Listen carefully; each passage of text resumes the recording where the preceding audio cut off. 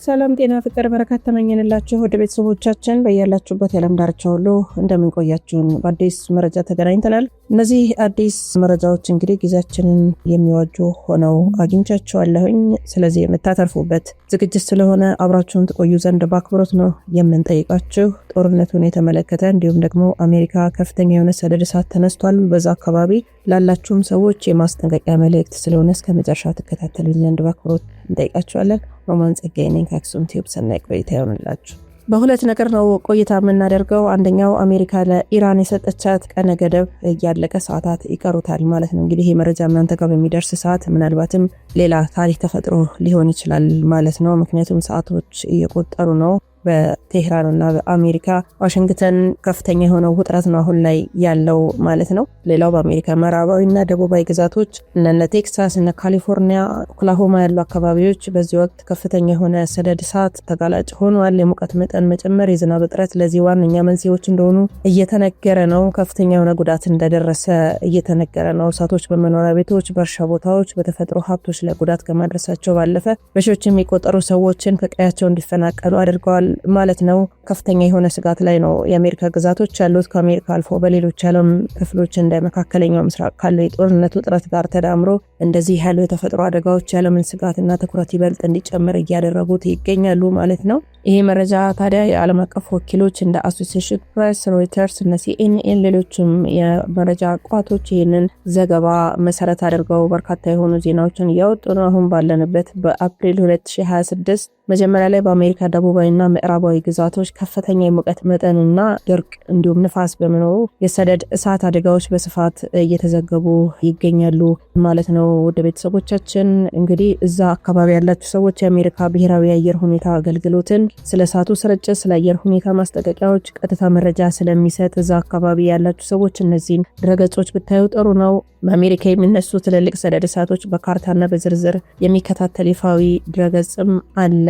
ኢንኪዊ ዌብ የሚል ማለት ነው። LNCIWEB የሚለው ዌብሳይታቸው ማለት ነው። ዓለም አቀፍ የዜና አውታሮችም አሉ። እነ አልጀዚራና ቢቢሲ ያሉ ተቋማት የእሳቱን መጠነ ሰፊነትና ያስከተለውን ሰብአዊነት ጉዳት በዝርዝር እና በትክክልም እየዘገቡ ስለሆነ እነዚህን የመረጃ ምንጮች ብትከተሉ ጥሩ ነው። በአሁኑ ሰዓት እንግዲህ ሚያዝያ 7 ነው ዛሬ 2026 ባለው መረጃ መሰረት በአሜሪካ በተለይ በደቡባዊ ግዛቶች እንደነ ቴክሳስ እና ኦክላሆማ ያሉ አካባቢዎች የተነሳው እሳት አሁንም ሙሉ በሙሉ አልተቆጣጠሩትም።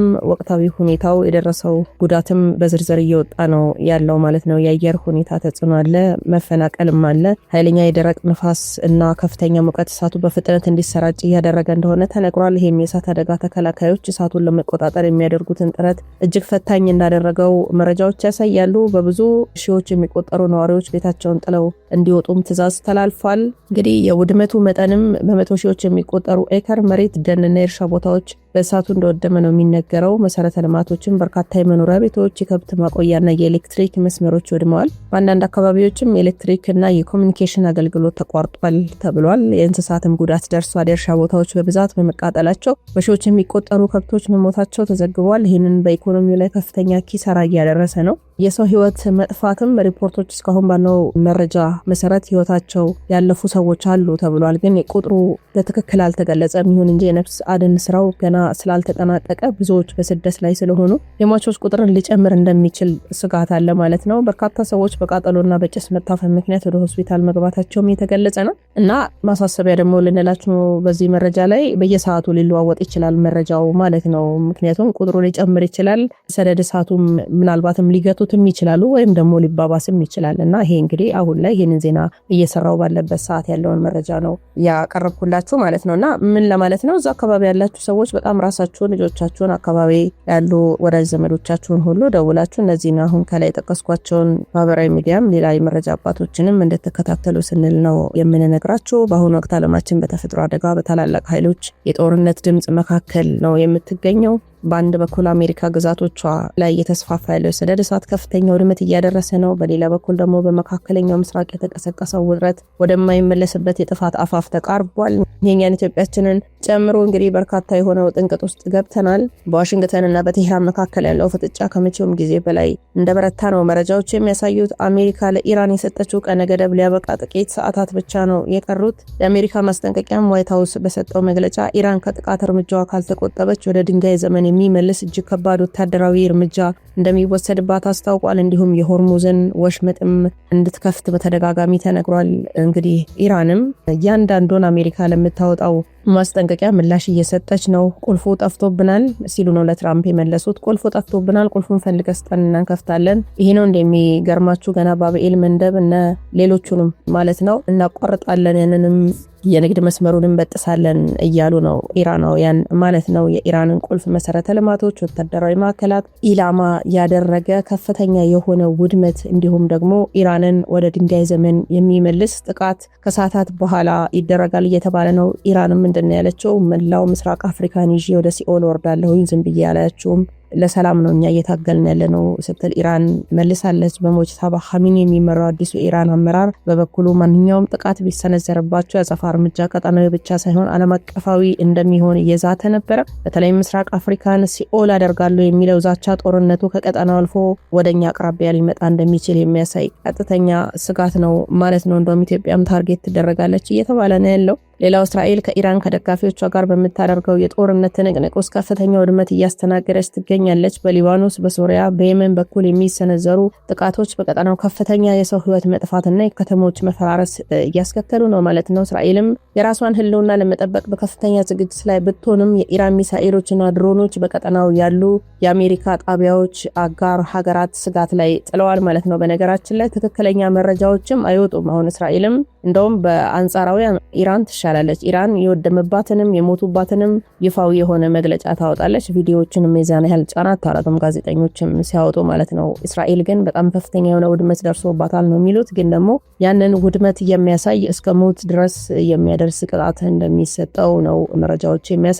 ስለዚህ ትክክለኛ የሆነ ምስል ከእስራኤል እየወጣ አይደለም እያሉ ነው ተቺዎች። ይህ ሁሉ ፖለቲካዊ ውጥረት ባለበት ወቅት ታዲያ አሜሪካ በውስጥ በኩል ደግሞ በተፈጥሮ አደጋ እየታመሰች እንደሆነ ልብ ልንል ይገባል። በሺዎች የሚቆጠሩ ቤቶች እንደወደሙ ነው መረጃው የሚያሳየው። ሰፊ እርሻ መሬቶች ወደ አመድነት ተቀይረዋል። ከፍተኛ ቁጥር ያለው የእንስሳት እልቂት የተመዘገበ ሲሆን የሟቾች ቁጥርም በየጊዜው እየጨመረ ነው። ይህም አሜሪካ በአንድ በኩል ከውስጥ አደጋ ጋር እየታገለች በሌላ በኩል ደግሞ ወደ ታላቁ የዓለም ጦርነት እያመራች መሆኑን ያሳያል ማለት ነው። እንግዲህ የቀነ ገደቡ መጠናቀቅ ዓለምን ወደ ሶስተኛ የዓለም ጦርነት ሊገፋትም ይችላል የሚል ከፍተኛ የሆነ ስጋት ነው የነገሰው ዓለማችን ላይ። በተለይ በኢራን በኩል የተሰነዘረውና ምስራቅ አፍሪካን የሚመለከተው ዛቻ ለኢትዮጵያና ለአካባቢያችን ሀገራት ከፍተኛ ጥንቃቄ የሚያስፈልገው ወቅት መሆኑን ያመላክታል። እንግዲህ እግዚአብሔር ጣልቃ የማይገባ ከሆነ ይሄ ነገር በጣም ከፍተኛ የሆነ እልቂት ነው የሚያስከትለው። ይሄ በመካከለኛው ምስራቅ የተቀሰቀሰው ፍጥጫና በአሜሪካ የታየ የተፈጥሮ አደጋ ተዳምረው ለዓለማችንም እጅግ አስፈሪ ምዕራፍ የከፈቱበት ወቅት ላይ ነው የምንገኘው። ዓለም በአንድ ትልቅ ጥያቄ ላይ ቆማለች ዛሬ ላይ። የሰላም ጭላንጭል ወይስ ደግሞ የሶስተኛው ዓለም ጦርነት መጀመሪያ የሚለው ነገር ገና አልለየለትም። በአንድ በኩል በአሜሪካ ምድር የሚነደው እሳት፣ በሌላ በኩል ደግሞ በመካከለኛው ምስራቅ የሚቀጣጠለው የጦርነት ነበልባል የሰውን ልጅ ህልውና የተፈታተነ ይገኛል። በነገራችን ላይ አሜሪካ ላይ ትኩረታችንን እናደረግን እንጂ የአየር ንብረት ለውጥ መላው ዓለምን እያመሰ ነው ያለው። በአሜሪካ ደቡባዊ ግዛቶች የተነሳው ሰደድ እሳት እንደ ምሳሌ ነው ልናየው የምንችለው እንጂ በጣም በርካታ ሀገራት በዚህ ጭንቅ ውስጥ ናቸው ያሉት። በታሪክ ታይቶ የማይታወቅ ውድመት በተለያዩ ሀገራት እየደረሰ እንዳለ መረጃዎች እየወጡ ነው። የአሜሪካ ውድመትን ስንመለከት እንግዲህ በመቶ ሺዎች የሚቆጠሩ ዜጎች እንደተፈናቀሉና ከተሞች ወደ አመድነት እንደተቀየሩ ነው የሚወጡ መረጃዎች የሚያሳዩት። ኢኮኖሚያዊ እልቂት ብለውታል ተንታኞቹ።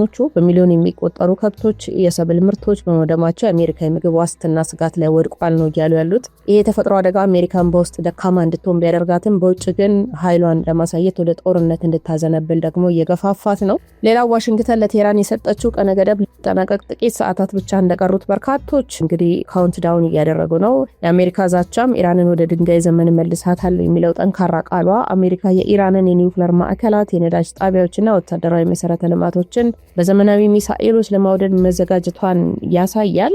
የእስራኤል ሚናም በዚህ ላይ እስራኤል በቀጥታ ከኢራንና ከፕሮክሲስ እንደ ሂዝቦላህ ያሉ ጋር በከባድ ውጊያ ላይ ትገኛለች።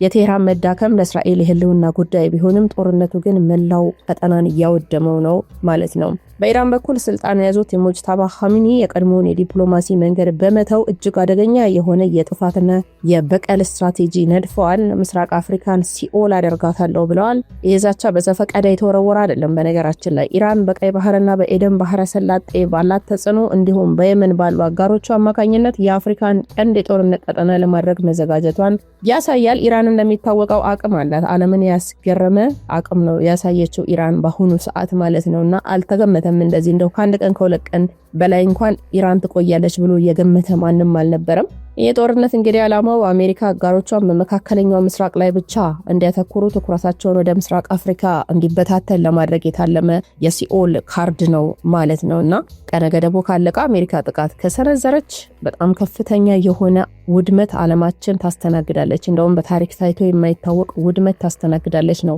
እየተባለ ያለው። የነዳጅ ቀውስ በተለይ በአንደኛ ደረጃ ተቀምጧል። የሆርሙዝ ባህረ ሰላጤ ከተዘጋ የዓለምን ነዳጅ ዋጋ ከዚህ በላይ ሰማይ ይነካል። ሁሉም ሰው በሩን ወደ ጀርባ ዘግቶ ይቀመጣል ማለት ነው። ያለ ነዳጅ ዓለም አትንቀሳቀስም ይታወቃል። ሌላው የሳይበር ጦርነት ነው እየተሰጋ ያለው በሁለተኛ ደረጃ የተቀመጠው። ኢራን በአሜሪካና በአጋሮቿ የፋይናንስ ተቋማት ላይ የሳይበር ጥቃት በመክፈት ዓለምን ወደ ጨለማው ልትከተው ትችላለች እየተባለ ነው። በሶስተኛ ደረጃ የተቀመጠው የቀጠናዊ ጦርነት መስፋፋት ነው።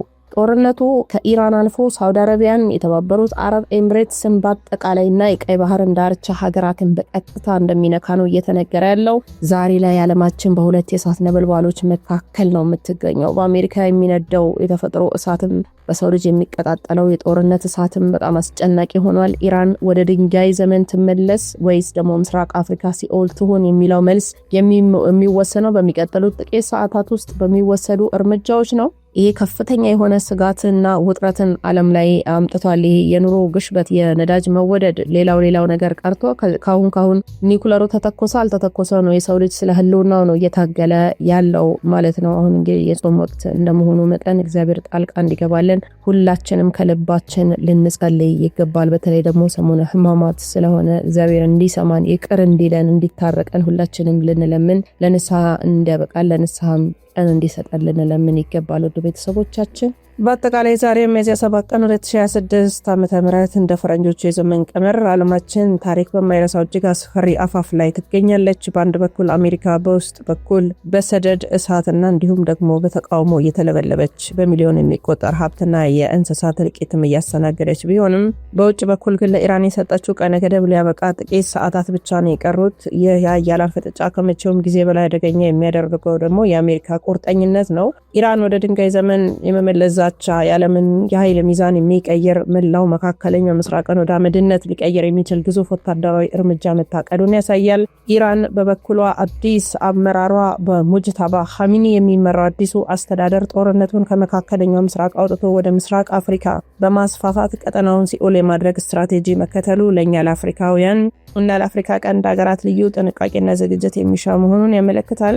ሌላው የእስራኤልና የአጋሮቿ ሚና ነው። ቀጠናዊ ጦርነት አሁን ካለንበት የአየርና የድሮን ጥቃት አልፎ ወደ ምድር ጦርነትና ወደ አህጉር አቀፍ ቀውስ የመቀየር እድሉ ሰፊ ሆኗል ማለት ነው። ዛሬ የምንሰማቸው የጦርነት ነጋሪቶች፣ የምናየው የተፈጥሮ መቅሰፍት የሰው ልጅ እጅግ ፈታኝ ወቅት ላይ መሆኑን ማሳያ ናቸው። የአሜሪካው ቀነ ገደብ ሲያልቅ የሚከተለው እርምጃ ዓለምን ወደ ሰላም ወይስ ደግሞ ወደማይመለስበት የጥፋት ጉድጓድ ይከታል የሚለው በሚቀጥሉት ጥቂት ሰዓታት ውስጥ የሚታይ ይሆናል ማለት ነው። ውድ ቤተሰቦቻችን ዓለማችን ትንፋሿን ወጣ የምትጠብቀው ይህ ቀነ ገደብ ምን ይዞ ይመጣ ይሆን? አሜሪካ ዛቻዋን ትፈጽማለች ወይስ ኢራን ምስራቅ አፍሪካን የጦርነት ሲኦል ታደርጋለች? ይህን ጉዳይ በንቃት መከታተል ተገቢ ነው። አብዝተን ደግሞ መጸለይ አለብን።